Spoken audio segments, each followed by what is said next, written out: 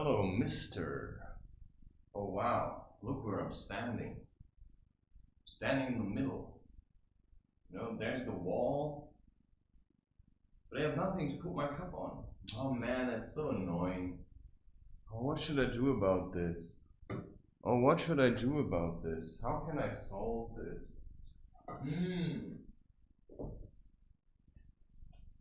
Oh wow, what's this? Oh, it's an opportunity. Ooh, wow. Now it also has to stand somewhere, right? Where it has enough footing. Ooh, yeah. Oh, that's, oh yeah. Do you see this? Oh wait, I have to check. I have to check. Look at this. A table out of nothing. You know, and because I'm not stupid, I place it on the ground, not on the mattress, because I want to put some hot liquid on there.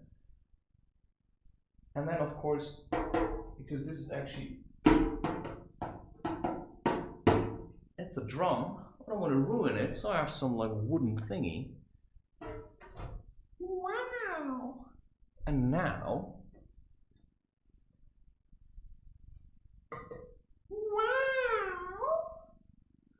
I had no table, and now I have a table.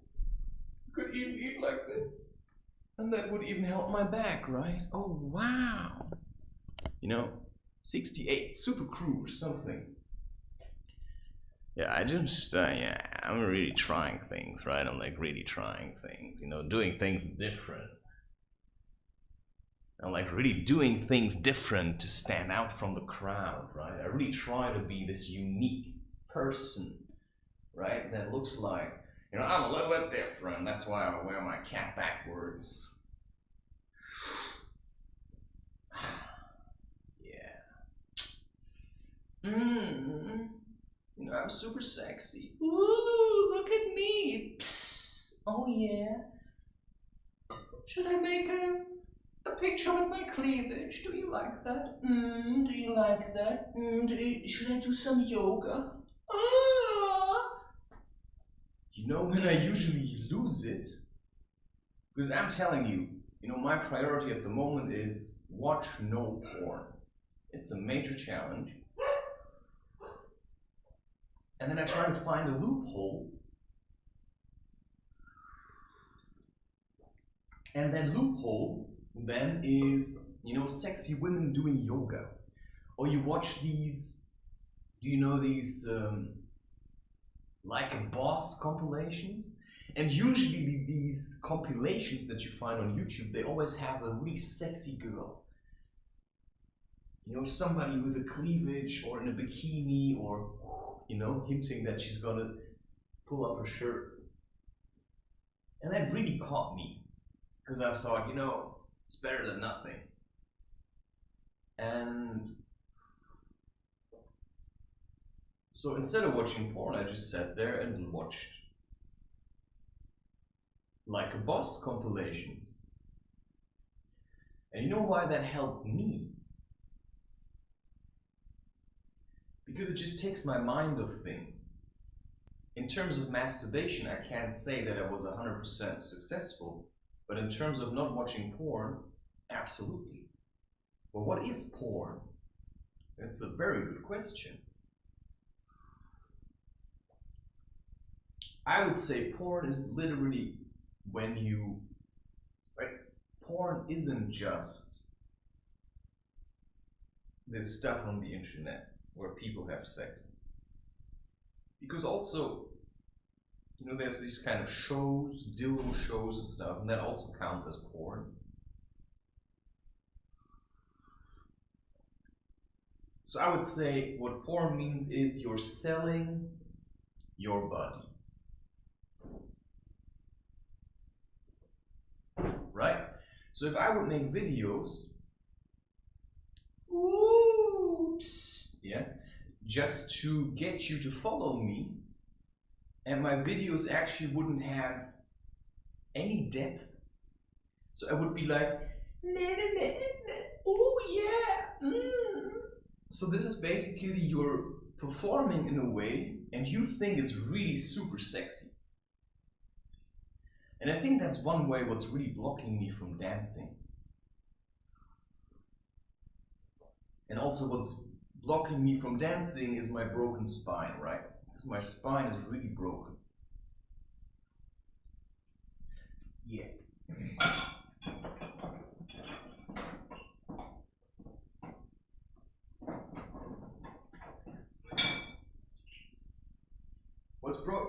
What's keeping me from juggling is my idea that I don't have things to juggle with, right? I think, well, I need balls to juggle. And now I have these things, but they're made out of glass, so it's a very insecure thing to juggle. But I can juggle with it, and I haven't juggled in ages. Wow! And do you know how I first learned how to juggle?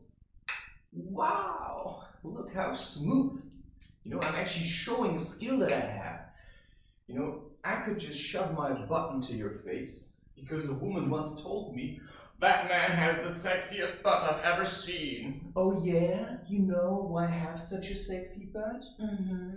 Because I hiked a lot, and I walked a lot of barefoot, and I did a lot of workout, and I did a lot of twerking, and I did a lot of slacklining, There's a reason why I have such a sexy butt, yeah, and there's a reason why people are a bit reserved to watch my content, because, it has a lot of meaning and insight and depth, and it's also a little bit emotional, and that's what people are really afraid of. So I see a lot of people, and yeah, come on, are you serious? This is what people are doing out there. Do you need help? Should I help you, right? Should I come and just slap you in the face once? What is this shit show? Do you have no dignity? Do you have no style, my friend? Do you see the difference of somebody filming himself for the act of showing the art of movement and trying to figure out how much strength does it take to do this? And then you show me a yoga class, right? You say, "I'm doing yoga," and then you wear the tightest pants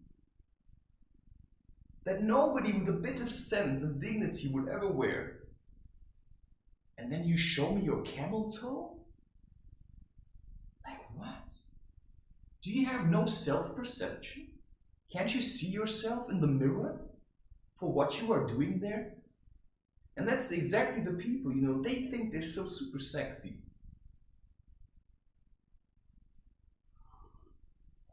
Well, it's all they got. So am I supposed to hate them now? I could be scared of them. She's more sexy than I am.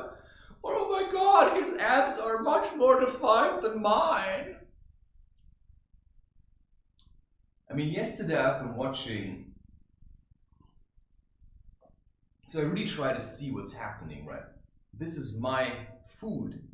When I have nothing more to say and I feel empty and I hate myself or whatever, I watch a Like a Boss compilation, and then I see where I get from there. And then I look at what are people doing, what counts as sportsmanship. I've been watching things like 35 funniest moments in sport. And what you realize is what sport is, it's a bunch of assholes. It's a bunch of, egomaniacs that are obsessed with the way I am, the way I present myself, the way I look to other people. And it's generally only, the surface of things. So, I concern myself with this kind of system that people really like, right? They really say, "Oh, we need this, it's the best thing in the world, right? Science, let's do more science. Yeah, science will get us to Mars. Yeah, because science destroyed nature." It's like, what? I mean, do you get why we need to get to Mars and we market that as progress? You know, we market that as progress. You know, aside from the fact that I actually have no idea how they're trying to pull this off, because I actually believe it's impossible. You know, to me, everything they do in space is just marketing. Marketing to show, oh, you know, humanity is moving forward. Yeah, but where to? I mean, we couldn't even maintain the planet that we live on right now. We didn't manage to live in harmony with our environment. And that's why we need to leave. Because we can't learn to love nature. Right? So who are we helping at the moment? Who's helping who? You know, nature is helping us to destroy it because it's giving us all these things. And we say, we're doing it. Maybe nature is doing it to itself. Maybe it wants to have a beating, right? Maybe it's the good mother that says, you know, children, you're angry, let it out on me. I'll love you anyway. And when your time is done on this planet or this earth,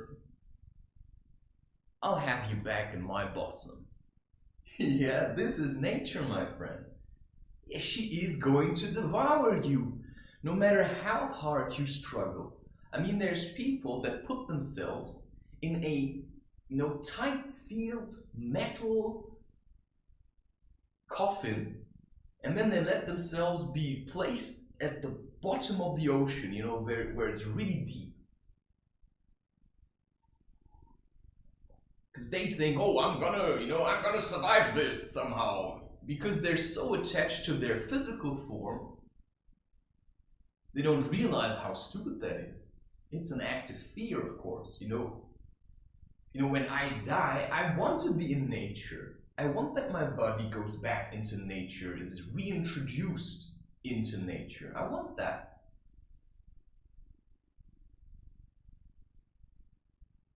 Yeah, I want it. So who's helping who is always the question. You know, you can of course look at it's not really big, right? It's just the biggest most people see. You know, the state, you know, that's the biggest people see, or the universe.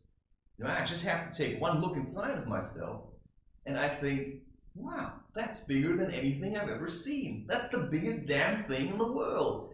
If I just look inside of myself. But if I look outside, then I realize, you know, it's actually relative. I mean, my size is relative. I might feel big, but if I look around, then I realize, yeah, I mean, it's kind of relative, right? I mean, there's things that are a bit bigger than me. Like, I wouldn't pick a fight with an elephant, because if you walk around like this, I'm a real big dude. Yeah? Have you ever met Mr. Gorilla? Yeah? Have you ever walked into Mr. Gorilla's territory?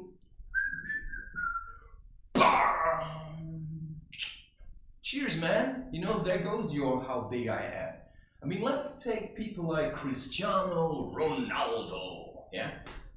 One of the men, no, he's not a man. He's a little boy, yeah? He's a toy boy. Ooh, I have a six-pack. I can play with a ball. Oh, yeah? You know what you also can do?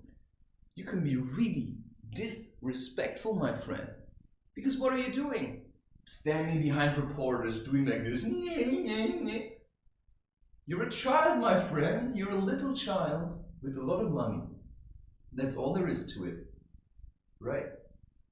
And you're stuck being a child, and you will be a child for the rest of your life, because in spiritual terms, what it means to outgrow yourself is not trying to pile up more money.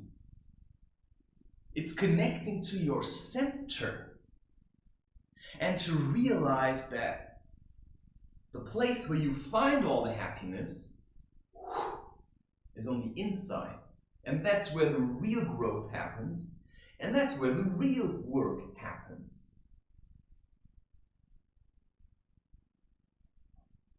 Because anybody who's ever done anything that felt hard before he did it will realize that what actually was the hard part was more like convincing yourself that you can do it, or to simply gather up your wits and the courage and then go and do it. But after you did it, you know, after you're done doing it, you realize, wow, I mean, if I think back now, actually it wasn't that bad. Yeah, I mean, I was hiking for 5 days in the Barbarian forest with a friend, and we started out and we had probably each 22 kilos of weight on our backs. And it started out and it was a bit gloomy, the weather was a bit gloomy. And it was like fizzling, is that a word? You know, like light rain. And this is one of the... It's a nice moment.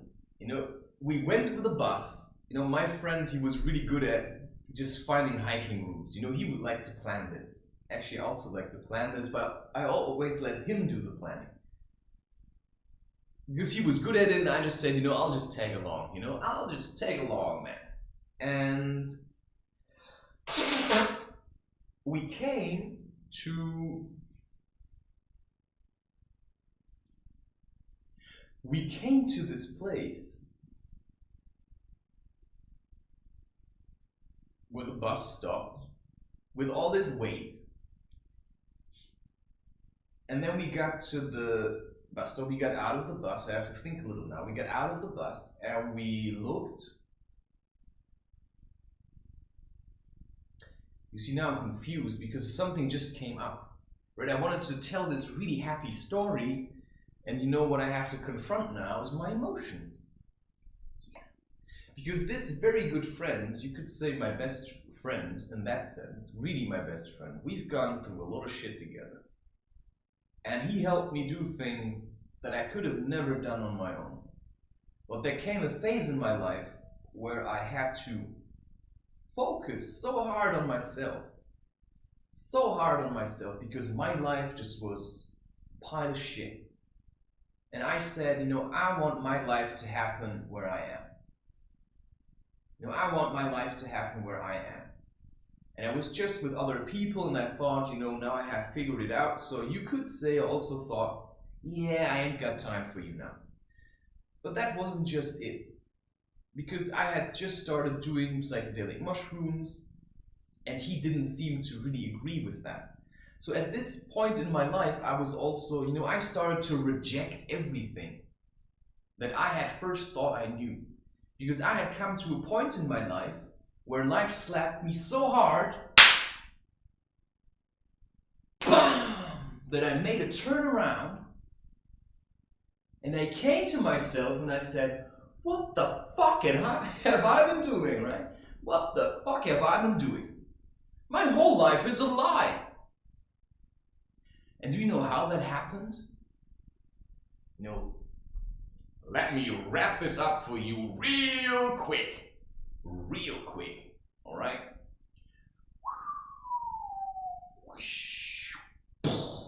Yeah? So I went to study at the age of 21, studied environmental protection, first got out of my hometown as I was originally born, you know, alone. I met this friend, we started to connect, you know, we had this kind of on and off relationship, you know, sometimes he kind of hated me, and then I showed him, if you hate me, you know, I'm going to ignore you, but then we always kind of found our way back to each other. It's a kind of really beautiful, beautiful relationship because he had something that he could give. You know, he added a lot of value to the friendship and I added my own value. Only I didn't know what I was adding to the friendship. You know, I was adding a free spirit because that's what I am for some reason. You know, I'm a free spirit. I've been born that way and I've been, you know, whenever I was with people that liked me for being a free spirit, then that's the thing there is. And what I also did with him, we played frisbee, like for hours, man. Everything I know about frisbee I learned with him. You know, we went for hikes in the Alps, we took the frisbee. And we threw these things. And we threw them in all kinds of conditions, bam, bam, for hours on end, you know. We would throw this and then run after it and, you know, catch it in very nice ways. This was the best workout. You know, whenever we were bored, we would just play Frisbee. And I really miss that, friend. I mean, if I could choose right now, I could go somewhere. I think, yeah, but that's not the problem because of the past, right? Because now I have other things to do. Now I have other things to do, right? Now I have other things to do. And why? Because for some reason, my life really started shaking me. Wake up, man. Wake up, man. There's something you have to do. Something that you're really good at. But only you can figure that out. Only you can figure that out. Nobody can tell you what this is. You have to figure it out by connecting with your center and learning how to feel, quieting down, and then looking at what do I like to do? What do I really like to do? You know, it's like engaging with the world. Oh, wow. You know, it's like being curious, like, oh, there's a bird, look at that, you know, ooh. Yeah. I mean, this is how it used to be. You see, you know, every time I see a blackbird, my heart makes a jump. It's like, wow, there's a blackbird. You know, I look outside. You know, sometimes I forget that I'm like this. Sometimes I forget my center. You know, I look outside and I see that the tree is starting to blossom, and I think, nice, man, well done, nature. And people generally don't see that. They walk around like, money, money. Yeah, so anybody who walks around like this, you could say this person definitely needs help. I mean, this person needs help. Whatever you want to say about it, but what I'm saying is this person needs help, because if you walk around with money nailed to your forehead, you clearly can't see what's going on. Like, how do you supposed to see what's on the inside, what you're feeling, if all you think you need is money? I mean, nobody needs money. You know, what you need is a slap in the face and the realization that what you want is a feeling, and that's on the inside. And you need nobody for that. Nobody.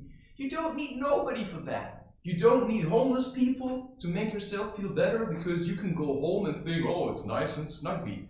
And the homeless person thinks, you know, what a fucking pretender. What a fucking pretender. You know, he needs me to feel good about himself. Yeah. And the homeless person needs you to know that he's a homeless person. But, you know, he probably doesn't think of himself as a homeless person. He thinks, man, I've lived in this society for so long. It's a pile of shit. And I've really been trying to keep it up all these years. I'll rather live on the streets, you know, like a warrior. And I'll fight my way to death. Because that's what it's about. We're all going to die. Everybody, you know, that's a promise. You're born, you're gonna die. You know, it's not life and death. No, it's birth and death, my friend. And in between, life happens. You know, whether you participate in it or not, life is happening. And if it's not happening with us humans, right? Then it's happening in the ground. And when we smash ourselves to bits or go to Mars, you know, then this planet will take a deep breath and say, wow, finally they're out of the house, mate. I mean, they've been really, you know, trampling us. And that's, you know, the moment when the parents say, oh my God, finally he's out of the house. You know, I can't wait till my parents say that, you know. It's like, oh wow, you know, thank God, you know, he's safe now. Cheers. But do we have to go to Mars for that? You know, is that a smart solution? You know, can we figure out a better way? You know, like, take the nail away. You know, this is the third eye, my friend. And you've nailed the dollar bill into it. How do you suppose you can see visions if the only thing you're interested in is money? Because then you're going to walk around, you're going to see trees. You're not going to see the tree for a living being. You know, you're not going to walk around and find pleasure in another living being because you're gonna think, this is money. I have to get this, I have to get to this money. This is how the people see the world. They only see what they want. But the truth is, that's what I figured out. I have no idea what I want. Because I started making decisions because I consciously realized, oh, that's what I wanted.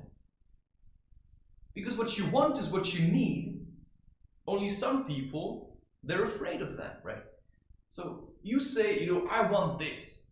I say, I want to be with a woman right now. Yeah, but what you need is figure out your own shit, my friend. So what you need to do is you have to help yourself. And that's some deep wisdom, right? That's some really deep wisdom. I can't run around and play with friends and throw frisbees all my life. I've done that. And these are treasured memories. And they taught me a lot. And I'm certainly looking forward to, playing frisbee again. Maybe we'll meet someday. I'll have my frisbee with me. I can play frisbee with other people. But right now, I feel like what I would rather do is try to get people to listen. To listen. To somebody who's seen life and who tries his hardest to live, instead of listening to people who sit in stuffy offices and look through microscopes and then say things that they think are really smart. So I don't really have a lot of time for people who just sit around moping or, who live their lives in retirement waiting for somebody to help them or something, right? Because it's about self-responsibility. And what I see often is, sometimes you have people that really screwed up.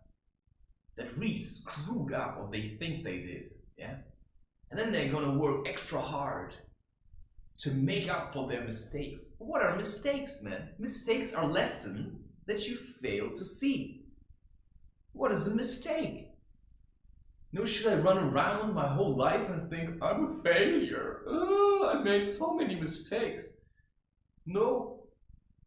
You could have learned a lot of lessons. And that's the beauty about it. Your mistakes will always be lessons. Whether you learn from them or not, it's your problem. I learn from my mistakes and I turn mistakes into lessons because a mistake is rooted in shame. And when I'm rooted in shame, nobody can help me anymore. Unless he comes and confronts me with this shit. You did this, you did this, you did this. Yeah, I know I did all of this. Because what we often need, we actually need to get a little bit angry. Man, what have I done? I could have done so much better. But am I supposed to drag you there? I meet people, all kinds of people online. Sometimes I write with them and maybe sometimes they send me things. And then they want me to read it and say something about it. I've started writing these poems, And then they sent me this and then they say, sorry for all this spam. That's how they see themselves. They see themselves as spam. How could this be spam? You know what spam is? It's like advertisement, that's spam. But somebody who takes a notepad and writes something into it, how could that be spam? But that's the feeling we get from these people that are only looking for money. They don't see children. What they see is, they see the child, and then they see, oh my God, this child costs money. So I have to work more. That's why you don't see your father at all. Because if he's not working, he's thinking about working. That's my story. The reason why I actually never wanted to work. The reason why I said, I don't want this. Because why would I, work my ass off just to have money? I just hate money. It's not true. I see that, right now, money is what is driving everybody. People use money to get what they want. You know, I rather put in the work. Because there are things that I want. But it comes from a place of understanding. You know, I've made my experiences. I went hiking. So we were at that bus stop, right? And we got out of the bus. Now I let go of that. Oh my God, I told him to never call me again, right? It's like, and, you know, man up, yeah? I had to be alone. I had to make my own decisions. I couldn't be drawn away from what I wanted to do, you know? He was taking me away from myself. And I was allowing that until I said no. You know, if he's really desperate to be with somebody, he'll find someone. But I said at one point, I have to take responsibility for my own life. And I realized nobody can help me with that. But that's certainly true to a certain degree. But I also have to say I did receive a lot of help. Because from my resolve, I'm going to sort out my own life. Yeah, and I'm going to work myself back to love in the best way that I can. I'm just going to go through all the shit. Yeah, I'm going to go through the jungle, you know, not like a, you know, not with a machete and just cut away things. No, I'm going to walk through it like this. You know, oh, that's a vine. I'm going to touch it. Oh, there's a snake. You know, a bit of respect. Oh, right. And this is how I walk through myself. Wow. And so what happens, I was in need of solitude. But when this comes your way, you're probably trying to get out of it. I mean, my life sent me into a deep cave. And this cave is myself. And I could only be in that cave. It is a form of meditation. And I can tell you, I haven't done much sitting around with closed eyes in an Om posture or something, right? I haven't done that at all. No, I've just been working. No, I have been confined by life and by my feeling to a cave. And that cave is solitude. And I can take that cave wherever I go now. I can sit in a room full of people. Go into my cave. People think he's ignoring us. No. He's speaking to himself. He's listening. You know, he's connecting with his center. People think I'm ignoring them. I'm not. I'm with myself because I'm the best friend there is.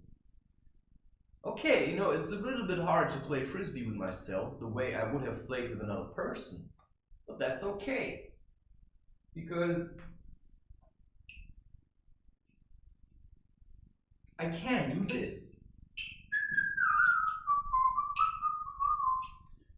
And this is very beautiful, right? I can learn to do this. Maybe one day I'll do it with 10 or something. But now I do it with 3. And what juggling, you know, how juggling came to me is very interesting because I was studying the Barbarian forest. Beautiful place, man. I mean, I don't need to encourage people from other countries to come here. Generally meaning if you're really far away, just seek out your own forests. But in case you're a German, check out the Bavarian forest, man. Or the Black Forest. Man.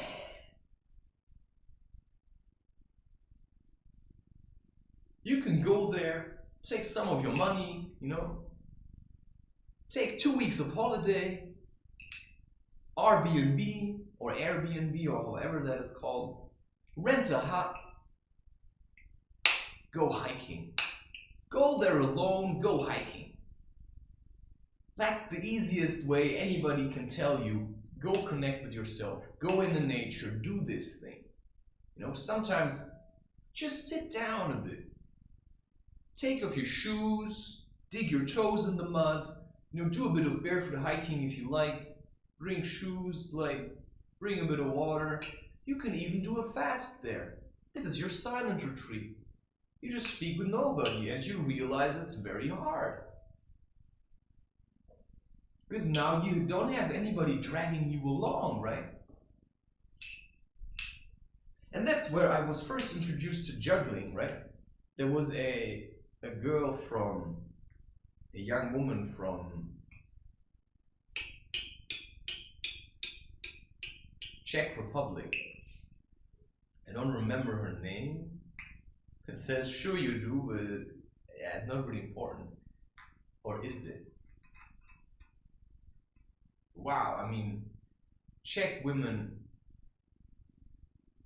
you know what I saw in them? They're different than German women. And it might be because German women, you have to understand that we had a lot of war here. Our hearts are really disrupted. I mean, there's a lot of pain and suffering. And the way I see a Czech Republic is a bit more natural, so yeah, I don't really know. But I had the feeling the women there, wow. Not all of them, not all of them. But some of them that I met. And you see, that's just bullshit, because you have the same kind of women in Germany. You have the same kind of women all over the world. You know, this is a woman that has a man and that says, this man is suffering, but I love him so much. He can't get away from me. And that's the kind of women we need. That you pick a man, despite his suffering, and despite his demons or whatever, or his struggling, but you see the potential, yeah, and you love him. You love him no matter what. And when he tries to keep you away and he says, leave me alone, you know, I don't deserve your love. You know, maybe there's times where you cannot get close to him because he's in pain and he's working and, you know, he tries his best, he's fighting. Then what do? You sit alone at home and you open a space, you light a candle and you love him. That's what women should do, right? I mean, I don't know if you've ever read that book. Where is this now? Oh my. You know, sometimes it's really good to be prepared because I see all these birds, I want to take pictures of them. Well, then my camera isn't prepared, and that's kind of, right, you need a lot of preparation to do what you want to do, right? So if you say, you know, I want to do this, yeah.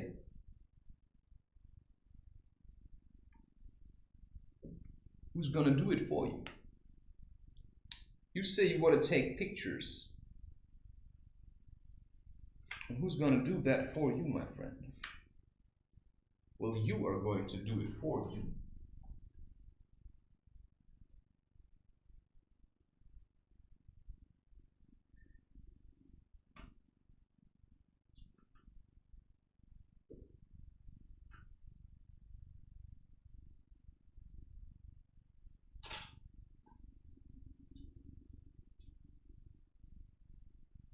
So I can stand in my room alone, and I realize I have all the freedom in the world.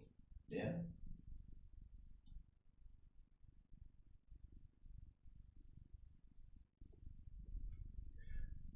I don't have to go out so much right now because what I'm doing is reaching out to people, right? You know, I'm growing myself because I realized from a place where I learned how to help myself, you know, I was gaining much more and more momentum and stability. And when you have more and more stability, you realize, wow, I can hold my own weight now. And I could hold the weight of other people as well. Because my mind isn't going into, you know, severe bliss, which people get when they're like, you know. And neither is my mind going into extreme suffering. So I'm not really drawn into suffering as much as I used to be.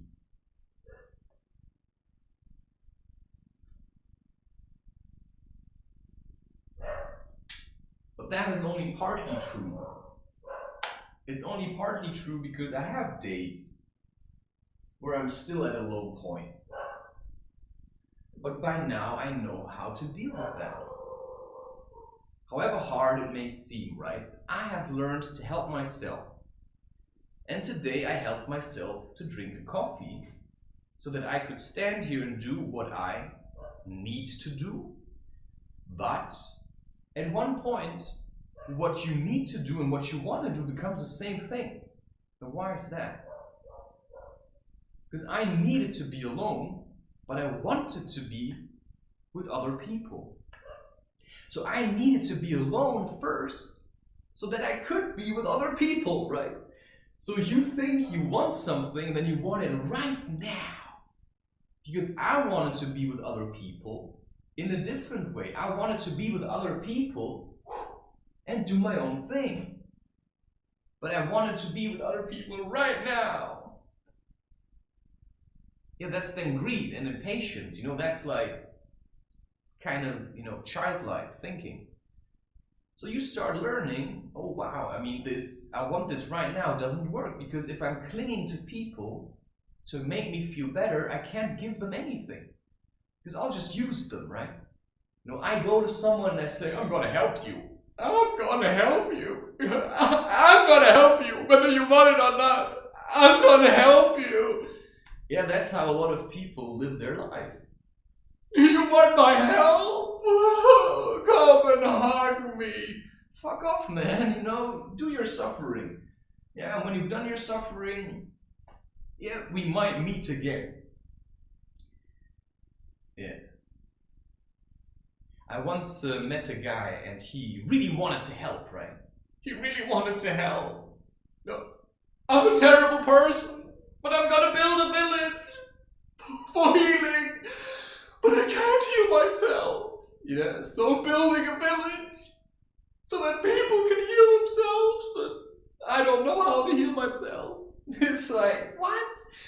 You've got no self-worth. You want to build a village. Do you know what's going to happen if a person that hasn't figured out how to heal themselves? So you say you're a healer, you have all that knowledge, all that wisdom, but you can't do shit with it. So how do you want to build a village full of healers, so that junkies can come there as a form of rehabilitation? Because what you're really doing is, you just want your own rehabilitation center. But the problem is, when you do it from that place, you're gonna sit around thinking, I built this. Without me, they won't have it. Because that's how you help yourself, by using other people. And the way you should do it is you just help yourself. You don't ask anybody for help. If you want to do something, you do it alone.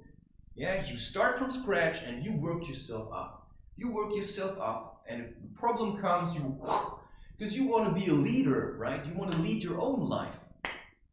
And the way I see it often is people that walk around like, oh, I feel so terrible. I have all this knowledge. Why don't you use it then?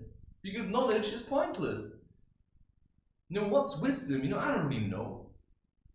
You know certain things. Well, a lot of people know a lot of things. Yeah? Oh yeah, ashwagandha helps against depression. Oh yeah, does it? Yeah? Where does it come from? Where does ashwagandha come from? I don't know. It's some kind of root. And it has to be shipped all over the world so that we here in the Western world can eat that in our workout drinks, because we say, oh yeah, that gets rid of my depression.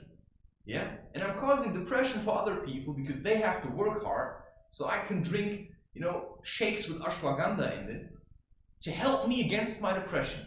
Yeah, and if I don't drink ashwagandha, what happens then? Oh yeah, you're gonna be depressed, my friend. Because you're still depressed. You're just clinging to whatever you can have. And the secret is letting go. It's like, wow, I want to free myself of all this shit that I've been clinging to. Yeah, you get what I'm on about, mate? You get what I'm on about? Well, I get what I'm on about. taking a picture.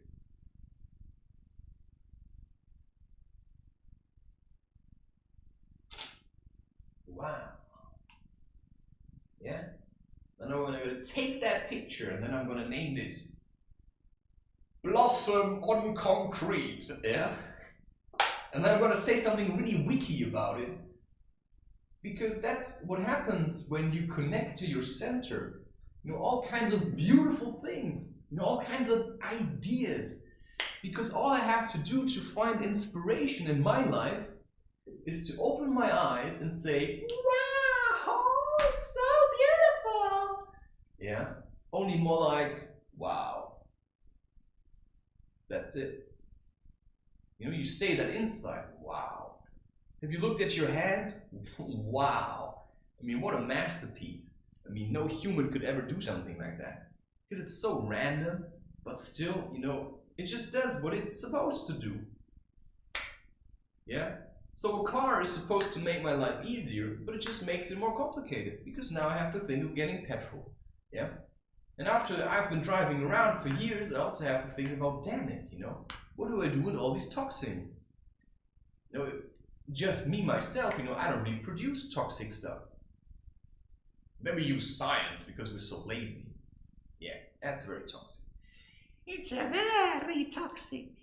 Science is a very toxic, you know that? It's a very toxic thing. You know, it's like getting surgery because you have hip problems. And then you go to the doctor and they say, yeah, you need a hip replacement. No, what you need is a diet that's a little less acidic to get rid of your arthritis. Because you have so much acid in your body that it's dissolving your bones, mate. And because you never move, I mean, no wonder you have hip problems. Yeah, and then they come with their scalpels and, you know, they cut you open. And then what? Scar tissue needs a lot of healing. And it's probably going to be worse than before. You know, you could have seen in what a bad shape your body was. And you could have said, I'm going to do something about this. You know, I'm going to put in the work. You know, I'm going to start really simple, right? I'm going to do a few push-ups. You know, I'm going to start real simple. And I'm going to do a few push-ups. Yeah? So when you drink a coffee, which you might do, right? You might drink coffee every day. Well, what I'm suggesting to you is that, wow, now he's real hip, right? Now I'm just going to show you. You know, the way I use coffee is because I want to, right now, right? I'm at a bit of a low point. That's just how it is, right? I like the challenge. I drink coffee, I realize if I rely too much on coffee, I'm gonna get weak. You know, some people, all they do is just like, every time they get to a low point, yeah, this is how it works for people, you know?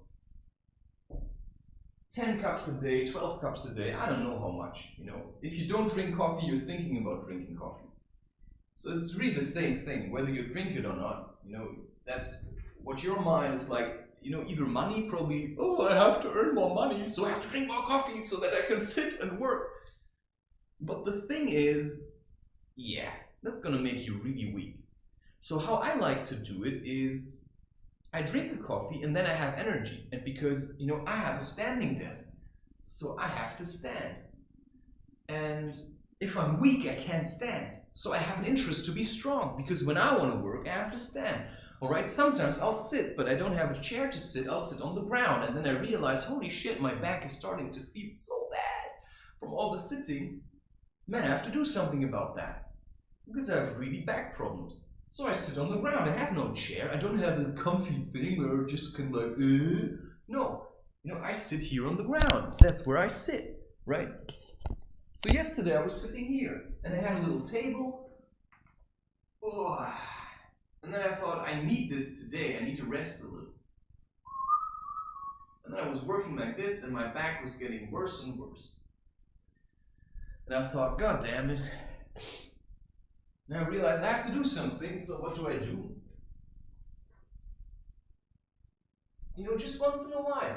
Because now you drink coffee, which is, you're charged up. So what do?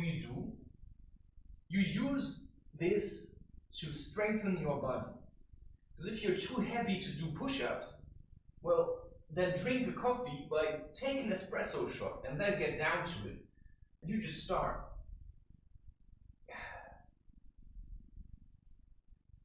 You know, maybe you can only do 2. What's it matter? You know, just pay attention that you do the full movement. You go down, you go up. Rather do 2 than 20, like, I can't even do it that fast, because it's stupid. You do this. Right? You can even do this. That brings a lot more, right? So you also train your shoulders from a different angle. You can even just stand like this. And this trains your shoulders. And this is the beginning exercise for the handstand. So, so I say right now, I like drinking coffee, alright? That's just how it is. It motivates me. Then to only channel this motivation into earning money is just stupid. It's so stupid. So what I can do is just, I use some of it for myself. You know, I can't just walk around and be active in the community to help people. I really need to help people because I'm such a piece of shit. Or people need my help. No, nobody needs your help. Nobody needs your help. What people need is that you take responsibility for yourself. And if you sit around and you feel miserable, and then you think, who could I help now? Yeah? And then you run around like an idiot, building shelters for homeless people. I mean, that person made a decision somehow, right? It's a choice to give up. If you give up, you'll land on the streets. So what's the point to pity them? Because the reason why people pity homeless people is because they're afraid to be homeless themselves. You know, I just said at one point, if you don't like me here, throw me out, right? Throw me out.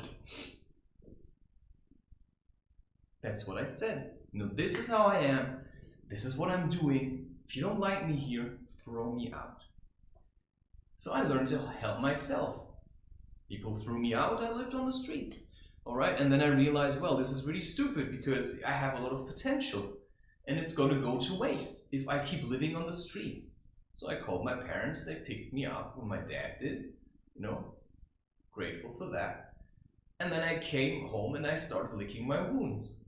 I started taking care of all the emotional cuts I had received from people, you know, giving me middle fingers, people screaming at me, you know, people punching me in the face, I got that, you know, people, you know, pulling me close and then pushing me in the dirt, I got that as well. I got a lot of rejection, yeah. And before any of that really tough stuff happened, you know, I was in South Africa and no.